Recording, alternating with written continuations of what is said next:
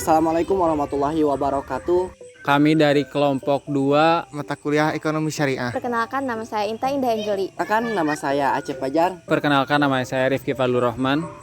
Nama saya Ari Maulana.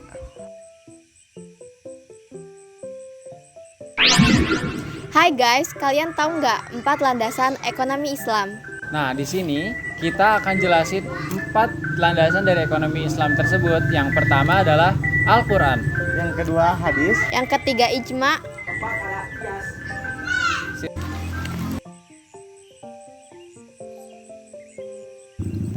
Nah, teman-teman, di sini saya akan menjelaskan landasan ekonomi Islam yang pertama, yaitu Al-Quran. Dalam Al-Quran sendiri sudah mengandung aturan-aturan hidup dan juga nilai-nilai moral. Contohnya adalah larangan mengonsumsi riba pada Al-Baqarah ayat 275 sampai 279 untuk menghindari praktika ekonomi yang merugikan. Selanjutnya adalah hadis. Hadis merupakan sumber hukum Islam yang kedua. Hadis merupakan perkataan, perbuatan, dan ketetapan Rasulullah Shallallahu Alaihi Wasallam yang menjadi tauladan bagi umat Muslim. Salah satu contohnya adalah hadis mengenai riba. Selanjutnya adalah ijma. Yang ketiga adalah ijma. Ijma merupakan suatu keputusan masalah syara yang keputusan itu dibuat oleh para ulama. Contohnya adalah bunga bank. Selanjutnya. Yang keempat ada kias.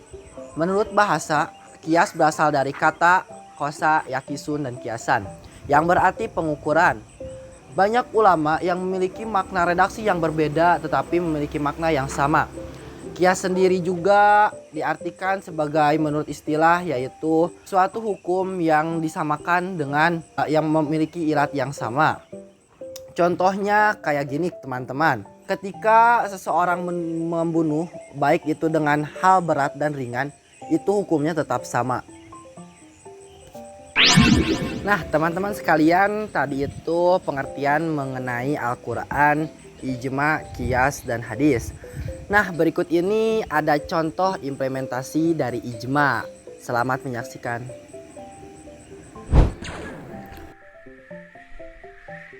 Allahu Akbar, Allah. Ki, kemana? Mau jajan? Lah, tapi kan udah azan. Lah, terus emang kenapa? Kata Pak Ustadz. Hukum jual beli ketika adzan Jumat. Sesuatu dinilai sah ketika dia memenuhi rukun syarat dan tidak ada mawani atau penghalang keabsahan, baik bentuknya ibadah maupun muamalah. Akad seseorang dinilai sah ketika terpenuhi rukun syarat dan tidak ada penghalang keabsahan. Di antara penghalang keabsahan transaksi jual beli adalah adanya adzan Jumat ketika khatib sudah naik mimbar.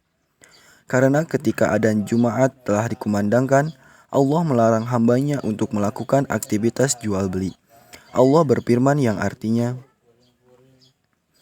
"Hai orang-orang beriman, apabila diseru untuk menunaikan sholat Jumat, maka bersegeralah kamu kepada mengingat Allah dan tinggalkanlah jual beli." Quran Surah Al-Jumu'ah ayat 9. Larangan ini berlaku ketika adzan Jumat setelah khatib naik mimbar. Sementara untuk masjid yang azannya 2 kali, larangan ini tidak berlaku untuk azan sebelum khatib naik mimbar. Dalam Bidayatul Mujtahid, Ibnu Rushd mengatakan, ini aturan yang disepakati ulama menurut yang saya tahu, yaitu larangan melakukan jual beli ketika azan setelah masuk Jumat dan khatib sudah berada di atas mimbar. Apakah akannya sah? Ada 2 hal yang perlu kita bedakan. 1. Pelanggaran larangan kaitannya dengan dosa orang yang melanggarnya. 2. Keabsahan akad kaitannya dengan berlakunya konsekuensi jual beli. Apakah telah terjadi perpindahan hak milik ataukah tidak? Ketika seseorang melakukan aktivitas tertentu baik ibadah maupun muamalah dan dia melanggar larangan syariat, maka orang ini berdosa. Apakah aktivitas yang dia lakukan menjadi batal? Jawabannya tentu belum tentu. Ada orang melakukan pelanggaran ketika ibadah dan ibadahnya tetap sah. Misal orang yang melakukan sholat dengan menggunakan pakaian hasil mencuri. Sholatnya sah meskipun orang ini berdosa, karena dia mengenakan pakaian orang lain tanpa kerelaan pemilik. Padahal yang seharusnya dia lakukan adalah segera mengembalikannya. Meskipun terkadang ada larangan yang jika dilanggar bisa menyebabkan ibadah menjadi batal. Misalnya larangan berbicara ketika sholat. Ketika ini dilanggar, maka menyembah sholat yang dikerjakan menjadi batal. Para ulama membahas masalah ini dalam kajian usul fikih di bab kaidah. Apakah adanya larangan menyebabkan ibadah atau akad menjadi batal? Apakah larangan melakukan jual beli ketika adzan Jumat menyebabkan akad jual beli menjadi batal? Ulama berbeda pendapat dalam hal ini. Pertama, jual belinya tetap sah dan tidak batal. Ini merupakan pendapat Hanafiyah dan Syafi'iyah. Mereka beralasan bahwa larangan melakukan jual beli ketika adzan Jumat tujuannya adalah agar orang bisa serius menghadiri Jumatan, sehingga tidak disibukkan dengan kepentingan duniawi lainnya. Kedua, jual beli batal dan tidak berlaku konsekuensinya. Ini merupakan pendapat Malikiyah dan Hambali. Mereka beralasan dengan ayat di atas di mana Allah melarang jual beli ketika adzan telah berkumandang. Dan larangan ini kembali kepada zat jual beli. Sehingga ketika seseorang melanggarnya, dia berdosa dan jual belinya statusnya terlarang.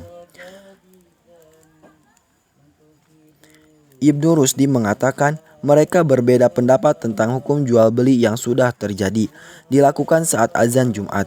Apakah jual belinya batal atau tidak batal? Pendapat yang masyhur menurut Malik jual belinya batal. Ada juga yang mengatakan jual belinya tidak batal. Dan ini pendapat Imam Asy-Syafi'i dan Ibnu Hanafi. Terlepas dari perbedaan di atas, Allah melarang bagi orang yang wajib Jumatan untuk jual beli ketika Jumatan. Menjauhi larangan ini adalah kewajiban.